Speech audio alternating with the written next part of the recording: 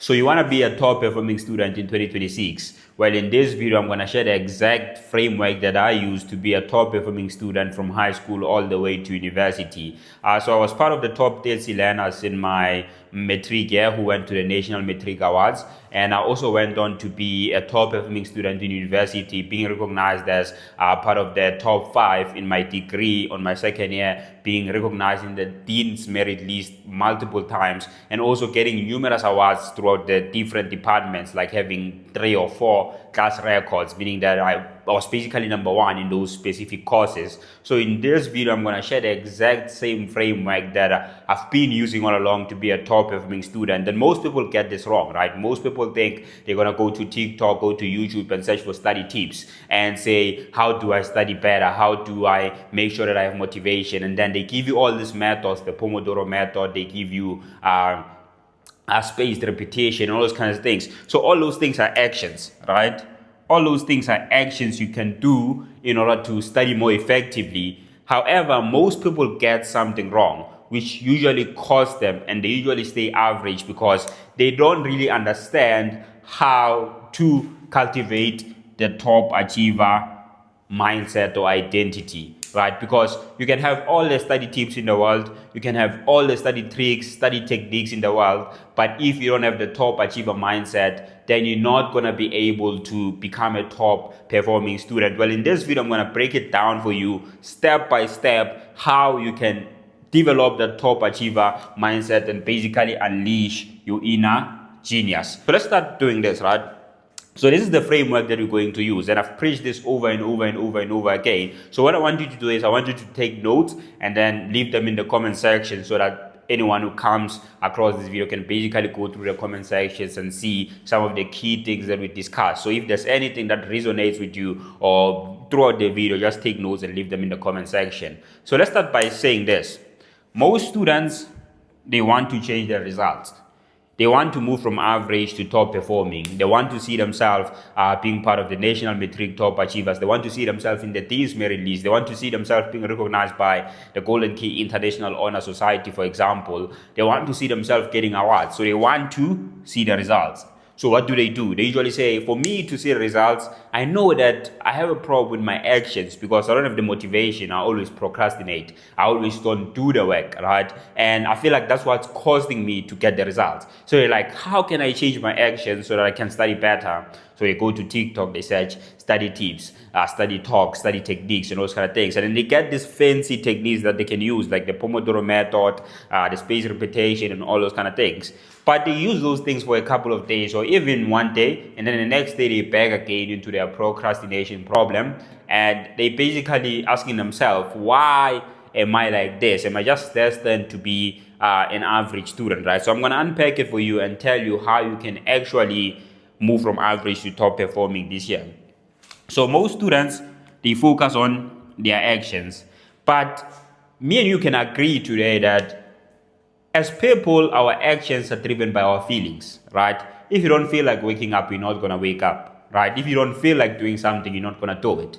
That's why most of the times our feelings must align before we can act, right? If you don't feel like going to the mall today, chances are you're not going to go to the mall. Unless if I kidnap you and take you to the mall. But if you don't have to, you're not going to go to the mall. So we understand that all of us know in the most basic sense that our actions drive our results. That's a given, right? If you do the things that will produce the results, then you're going to get the results. But the problem is now you don't feel like studying. You procrastinate a lot. You don't feel like doing the things that can get you the results. So the issues are with the feelings. All of us can agree. You're not going to do something if you don't feel like doing it. So the issue is we must fix this idea of our feelings. How do we feel like studying more? How do we get ourselves to the point whereby we are addicted to studying? We find studying, at least in the basic sense, we find it fun, right? How do we get to that point? So there are a few ways to think about it, right? But let's go through the framework and then we're going to basically speak about how do you actually alter the different spheres here in this framework to basically move from average to top performing. So most people will make a mistake and stop with their feelings and be like, yo, I don't feel like studying. most of the times. So where do I get this motivation? Well, maybe I should go watch motivational videos. I feel like studying, but you realize that you're watching all these motivational videos, but after watching the motivational video, you sleep. Right? You're like, let me drink an energy drink. Maybe I'll be motivated to study. I'll have the energy and I'll feel like studying. You drink the energy drink, but you go and sleep after a while. So you go have the energy, you scroll on TikTok rather. Instead of studying, you have the energy to do the wrong things. Why? Because you don't feel like studying. It's boring to you. But what we don't understand is our feelings are actually driven by our thoughts. Right? They are driven by our thoughts. I know I have to study, but I still don't feel like studying. Why? My thoughts are basically telling me that, Blessing, I know that I should study. But one thing you guys don't realize is your thoughts are divided into two, right? So you have I'll use a different color for this. So your thoughts are divided into two. They divide that into your conscious thoughts and your subconscious thoughts. And most of the times when we're having these thoughts to say, I know I have to study, I know I have to put in the work, I know that I have to start working on that assignment early, because last time when I started working on the assignment late, then I basically got a bad mark. All those things are your conscious thoughts, right? They driven by logic, by your surroundings, right? So they're driven by logic. You're like, I know I have to do this. Like, reasonably, it makes sense that I should be doing this. I should be studying. I should be doing that homework. I should be doing that past question paper now. However, what we don't realize most of the times is the huge determining factor, the huge determining factor of how we act as people comes from your subconscious mind. Your subconscious mind has no logic. It relies more on feelings. Right? So your subconscious mind has no logic at all. And I'm going to give you an exercise right now, right? Let's say if you've always been an average student getting your 60s, getting your 50s, I want you to ask yourself, is it possible for you to get 95% in that difficult subject this semester or this term? Is it possible, right? And then I want you to ask yourself a question and say, is it really, really possible? Logically, maybe you might say yes, but is it really, really possible? And you'll realize that you'll start to have those self-doubts. You start to say, nah, I don't think I'm cut out to basically get 95% in mathematics. I feel like that's for specific people. That's for people like Blessing who are geniuses by nature, like who are inherent geniuses. But for me, I don't think I'm basically cut out to get 95%. Or you might be thinking like, I don't have the brains. I'm not a genius, right? So I'm more of like an average student. So you'll realize that if you start asking yourself those questions, say, is it really possible for me to achieve that day? You'll realize your subconscious mind always kicks in terms of thoughts to say, no, it's not possible to get 95% because no one has done it before. It's not possible to get this because I'm not cut out for it. Why? Because your subconscious mind is basically taking the drive. Your logical mind might say, if Blessing is able to do it, then I can do it as well. But your subconscious mind is refusing that. Right? It's refusing that because that's not something that's familiar to you, right? But we're going to speak about how to change your subconscious mind, your thoughts, your subconscious thoughts, right? We're going to speak about that. But what you realize is your thoughts are driven by your beliefs, right? So I said beliefs or identity because most of the times our identity is made up of our beliefs, right? So what you believe is basically you as a person. So your beliefs and identity are usually the same thing because your identity is made up of your beliefs. However, the key thing here is everything boils down to your identity and beliefs. So top performing students have a specific identity that allows them to basically be top performing students. I can guarantee you this. I was able to be a top performing student in my matric year, being invited to the National Matric Awards without ever cross-nighting, right? I've never cross-nighted. I've never studied the entire night. And you might argue that there are other people who were putting more work than me, but they didn't get to be top performing students. Why? Because they didn't have the top top performing identity, top performing mindset. And I also did the same thing in university. In university, I used to study only 4 days a week, right? Monday to Thursday. From Friday till Sunday, I'm usually having fun. I'm usually doing my own things. And you can argue that there were people who put in more work than me, but they didn't get the same marks that I got, right? Why? Because they didn't have that top achiever mindset. Yes, they did pass, but the thing is, usually having that top achiever mindset can make things so much easier for you, right? So we're going to speak about it. So your beliefs drive your thoughts, right? And I said your thoughts are made up of your conscious thoughts and your subconscious thoughts. And what drives your feelings mostly is your subconscious thoughts, right?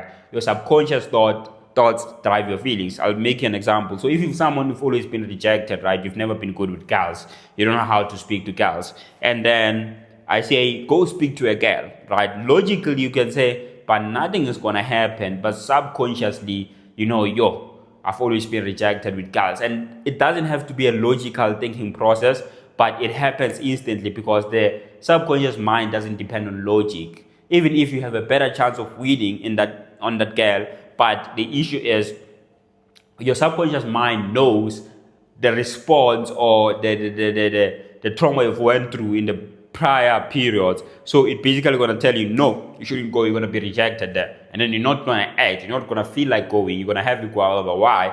Because you have that negative feeling, or the subconscious mind is telling you not to go. So your beliefs, they drive your thoughts. Your thoughts drive your feelings. Mostly your subconscious thoughts drive your feelings. And your feelings drive your actions, and your actions drive your results. So you need to change your beliefs. The starting point is you must change your beliefs in order to be able to basically operate at the frequency whereby you can be a top performing student, right? If you don't change your beliefs, then you can forget about feeling like doing the actions that are going to give you the results of top performing students. So let's do it like this. How do you change your beliefs? How do you change your beliefs? Beliefs and identity are basically driven by experiences that you've had in the past, right?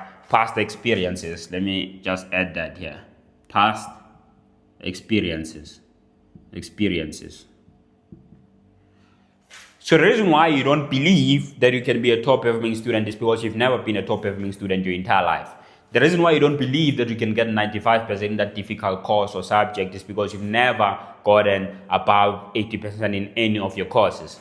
So your past experiences most of the times will basically put a certain operating system in your mind or a certain belief in your mind. So through repetitive past experiences, you hold that belief that I'm not good enough, or there's something wrong with me, or something like that, right? Or I'm not cut out for that. So through repetitive past experiences, then you get to form that belief.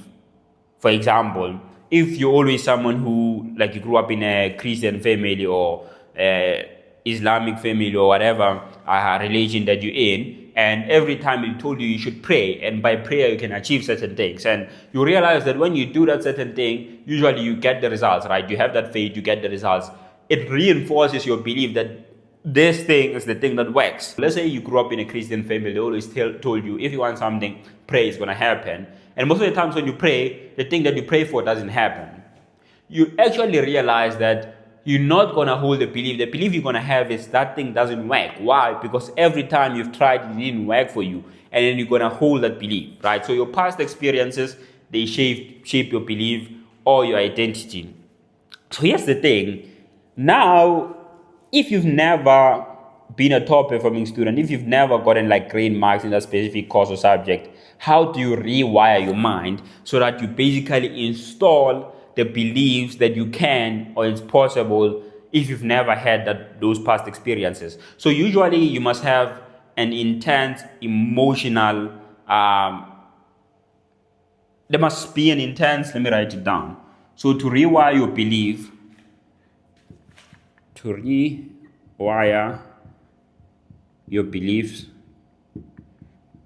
we need an intense emotional experience. An intense emotional experience. So you need an intense emotional experience. And what happens is an intense emotional experience doesn't have to be something that happened to you in the past. Okay, cool. Let me break it down like this. So reality is divided into two parts, right? Let me actually write this. Reality is divided into two parts. Tangible reality and intangible reality. So reality is divided into two parts. There's tangible reality and there's intangible reality.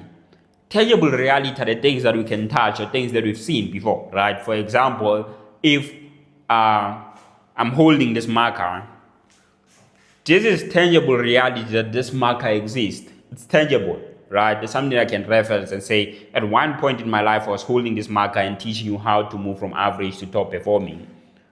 Intangible reality are things that are real, but you can't really touch them. You can't really feel them. And I'll give you an example. Let's say love, for example.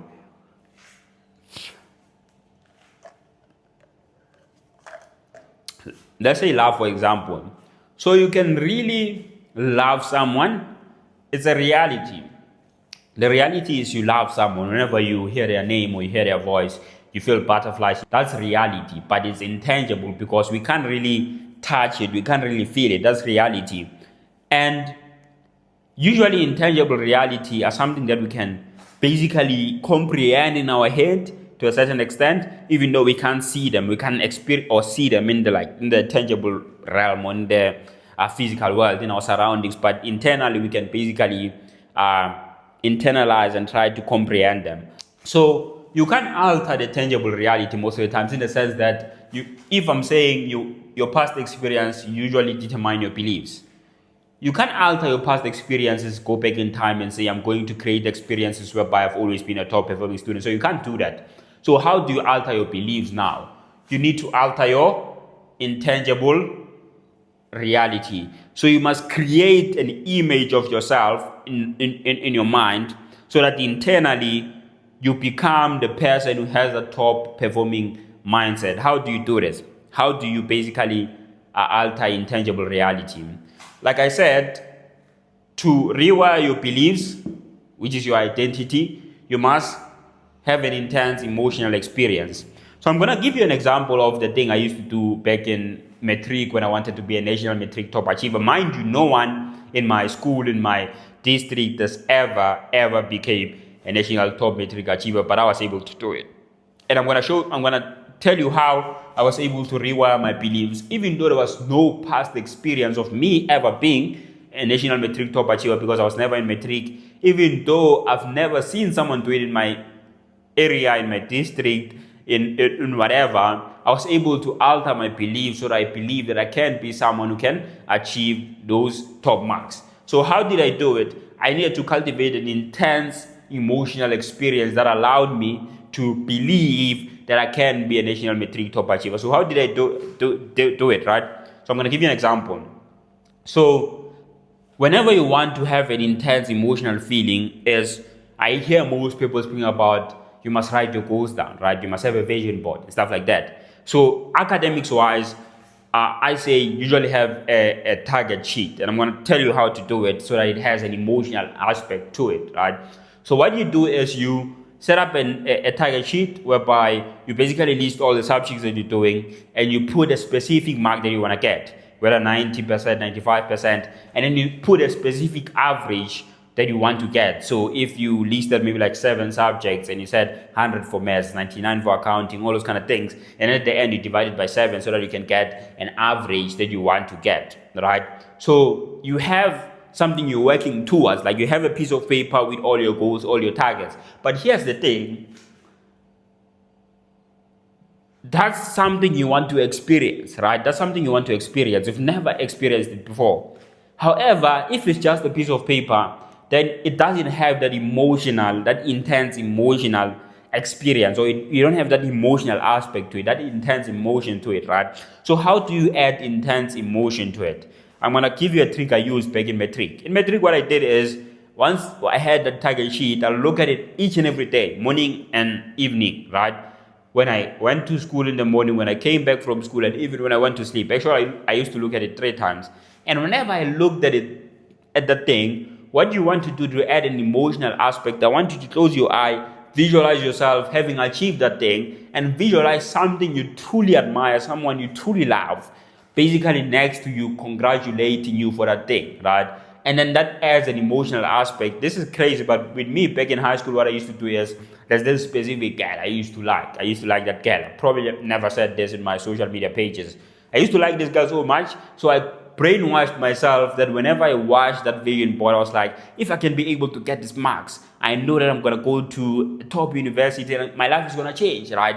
I'm gonna be one step closer to that life where I'm driving my dream car, which is a Lamborghini Urus Mensori, and I have the specific girl next to me, and that will steer a certain emotion in me that really wanted me to say, I need to achieve that thing, I need to be that person. And once you do that, once you create in the intangible realm, intangible reality, that intense emotional feeling, you automatically rewire your beliefs, and then your thoughts now are going to be the thoughts of, I can be a top performing student. I have to be a top performing student. That's what your subconscious mind is going to tell you each and every time.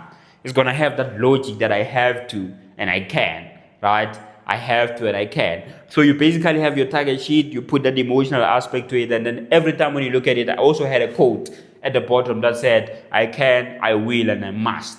So that became my mantra to say, I can, I will, and I must.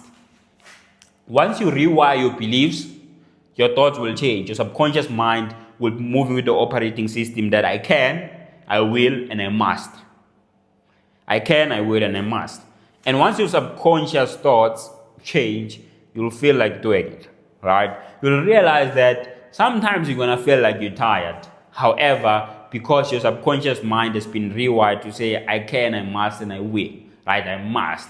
You want to start feeling like doing the action, and you're going to do the action whether you like it or not, right? And then that's when you use things like the Pomodoro technique, spaced repetition, all these things you find on YouTube, all these creators are telling you, those are partly the solution. They don't even work if you don't fix the first part here. They don't even work if you don't fix the first part. And once you do all these actions, you're going to get the results.